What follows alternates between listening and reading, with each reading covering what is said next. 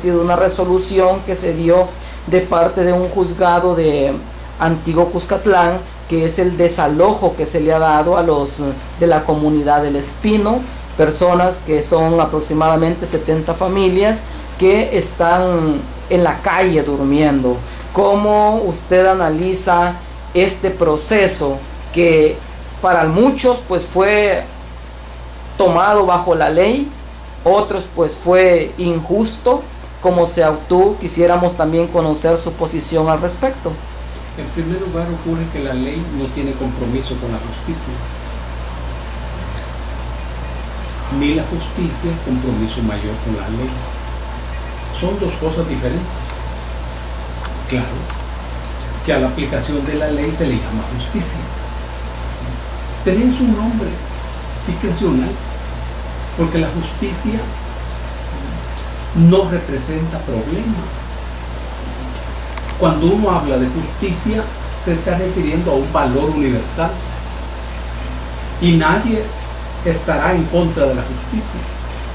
El problema aparece cuando uno deja de hablar de justicia y empieza a hablar de lo justo. Ahí cambia el tema. Porque lo justo para unos será la aplicación de la ley, precisamente.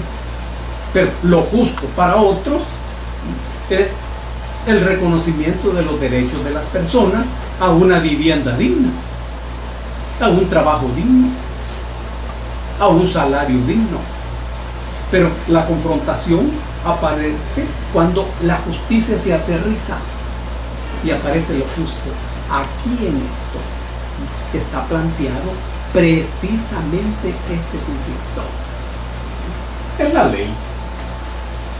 Y la ley supuestamente es imparcial en la cabeza del aplicador. La ley en sí no es imparcial.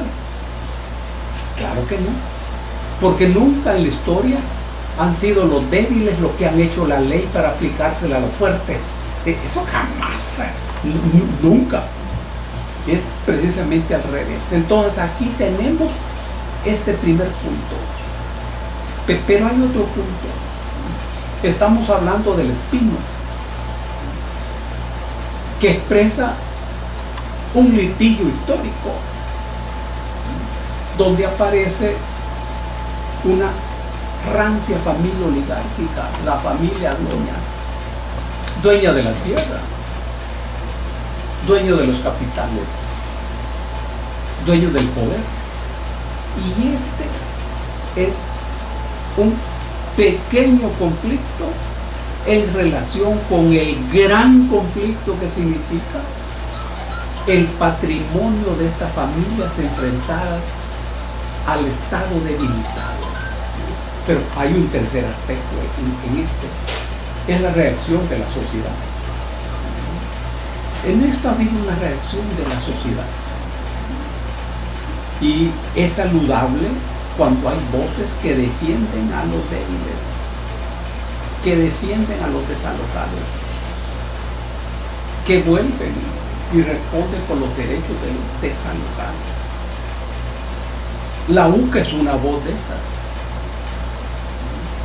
que legitima a la UCA, reverdece el pensamiento y el gesto del padre Yacubilla,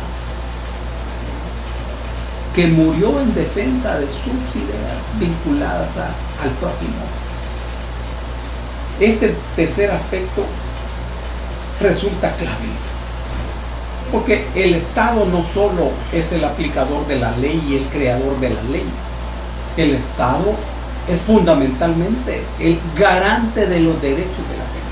Y aquí una última cosa. Hay que saber que en nuestro país el Estado no es la fuente de la norma, sino que es el mercado. Prácticamente el Estado luce desaparecido y es el mercado el que lo sustituye. Es el mercado el que norma al Estado y el que rige la vida de la sociedad. Por eso esta pelea por los derechos de esta gente es valiosa. Por otro lado, vemos que el día de ayer también la misma Corte Suprema de Justicia dio un comunicado que estarían investigando al juez que ordenó o que llevó a cabo el desalojo. Pero antes nos dimos cuenta que también la Corte tuvo en sus manos el mismo caso, en donde dio una resolución que había que entrevistar prácticamente que se defendiera uno a uno de los habitantes del Espino. ¿Cómo ve ese análisis y lo que está diciendo en ese momento la Corte que investigará al juez? Esta es una cosa muy buena, porque estás hablando de la Sala de lo Constitucional. La sala, esta sala, es la que ha puesto la diferencia. En la Constitución, la Sala de lo Constitucional es una super sala, realmente por encima de las otras salas. La Asamblea Legislativa elige a los magistrados, pero designa a los miembros de la sala. Elige al presidente de la sala, que es a su vez presidente de la Corte Suprema de Justicia y del Poder Judicial. Es la primera sala. Pero esta es la primera sala de lo constitucional que cumple su papel de guardiana de la Constitución. Ese es el papel de una sala de la Constitución. Y como aquí hay una relación en donde formalmente es la relación entre el Estado y el ciudadano. El juez representa al Estado y los pobladores representan a los ciudadanos. Entonces la sala debe determinar si el Estado ha respetado los derechos y los procedimientos de los ciudadanos. La sala interviene correctamente en este terreno formal, volviendo por los derechos de los débiles. Este es el mundo formal, pero realmente uno desconoce los verdaderos intereses que se mueven en esto.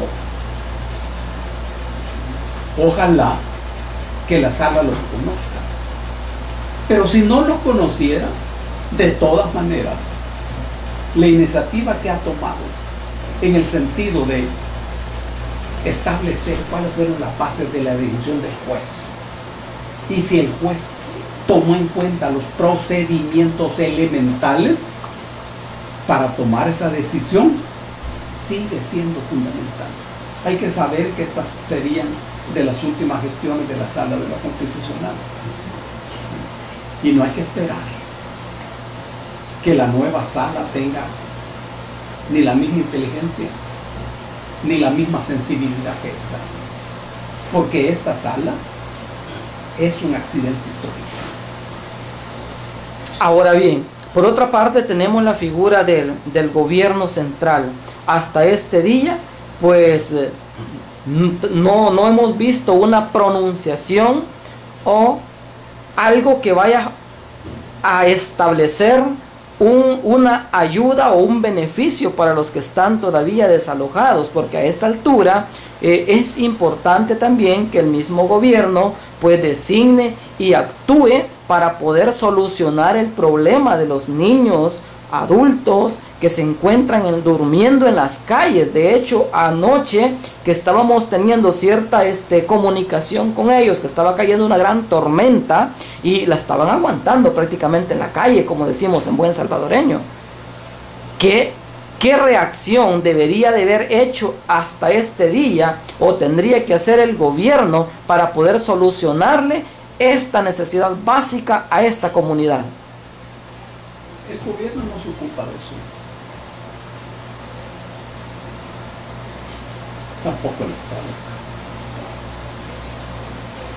Todas estas cosas las maneja la Constitución de manera discrecional, de tal manera que tanto el Estado como el gobierno pueda manejarse en estos temas.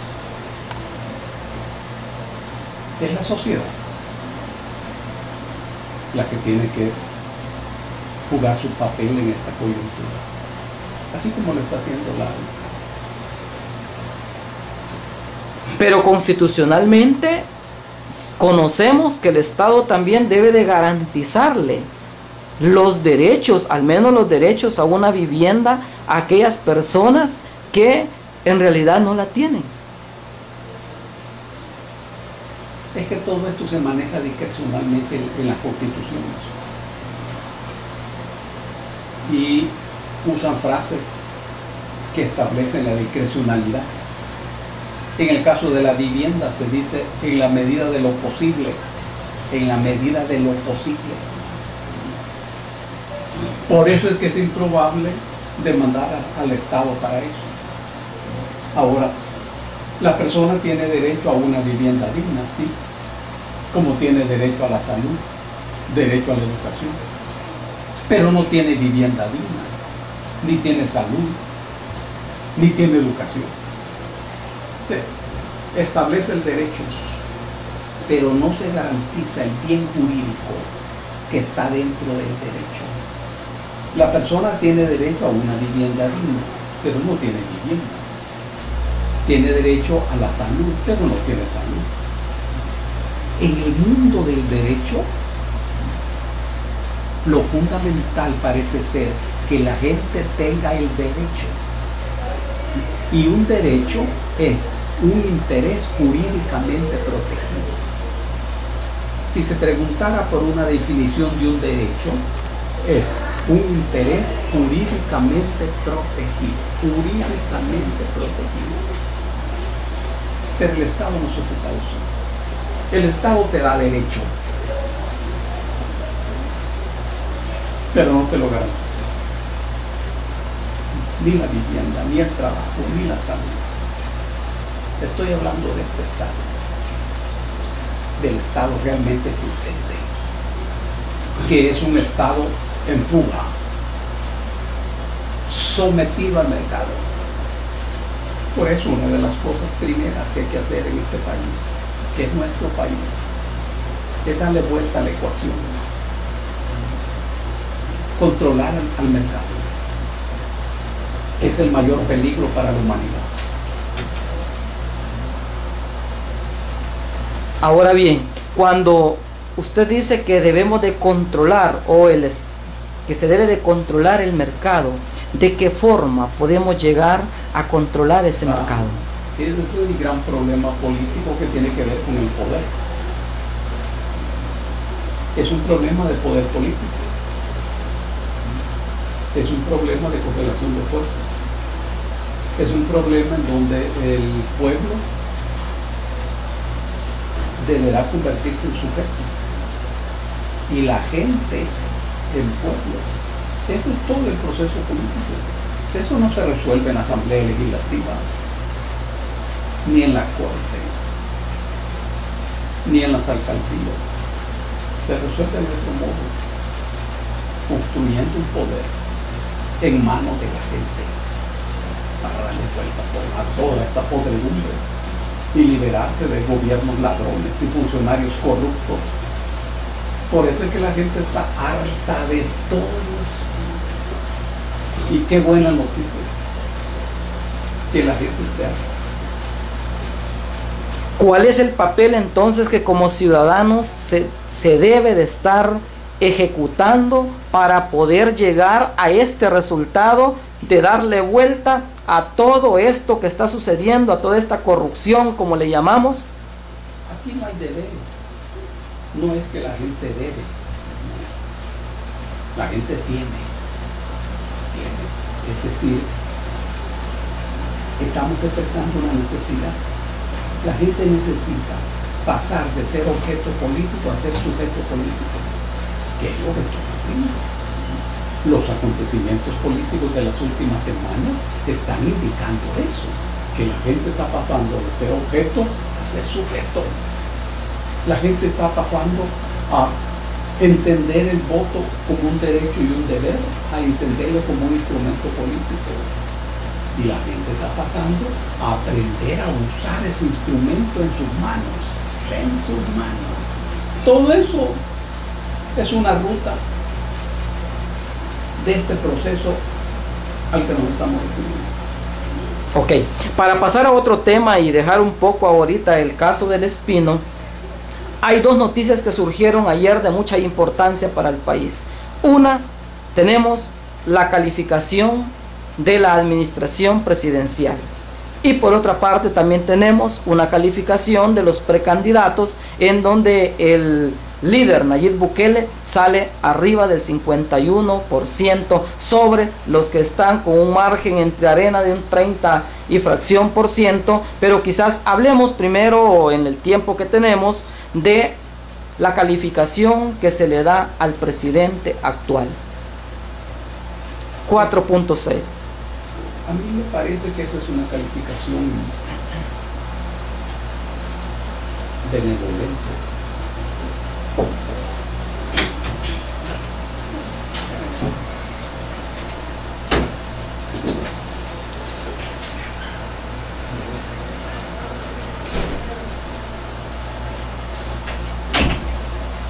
Es una calificación benevolente que expresa la generosidad de la gente, habida cuenta los fracasos del gobierno, tanto como equipo gubernamental de cara a la gestión, como los fracasos en tanto equipo político. Lo que les ocurrió el 4 de marzo es un índice de la distancia entre el pueblo y este gobierno. Y lo que ocurrió con las 200.000 firmas en 3 días es un índice de la distancia entre la conciencia creciente de la gente y el aparato político partidario. Por eso es que esa calificación, aunque es de desastre, resulta benevolente. Ahora, en cuanto a los otros aspectos de candidaturas, tiene toda la lógica del mundo, toda la lógica del mundo, porque lo que está ocurriendo en el país es justamente un desafío del pueblo al orden político partidario establecido. Es un desafío, no es un reto. El desafío es la definición del ser humano ante un reto. El reto es el obstáculo, es la piedra que aparece en el camino. Y el desafío es mi actitud ante ese obstáculo. Aquí el obstáculo para la dignidad de la gente, para la libertad de la gente, para la democracia, es el aparato partidario corrupto. Y es las cabezas de las oligarquías, también corruptas. Y ante todo eso, la gente está reaccionando con sabiduría. Uno sabe que las encuestas juegan adentro y afuera de la lucha política. Son un factor de la lucha política. No son simplemente un universo técnico.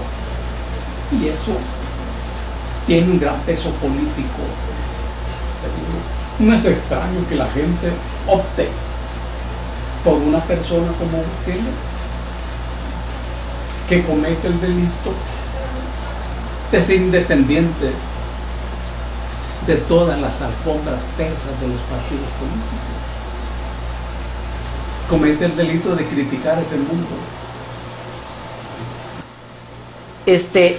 Nayib Bukele es un buen líder, pero ¿qué piensa usted de las diferentes personas y gente que del cual se está rodeando Bukele, que en algún momento se ha generado una división entre Estados Unidos, entre nuevas ideas Estados Unidos y nuevas ideas El Salvador?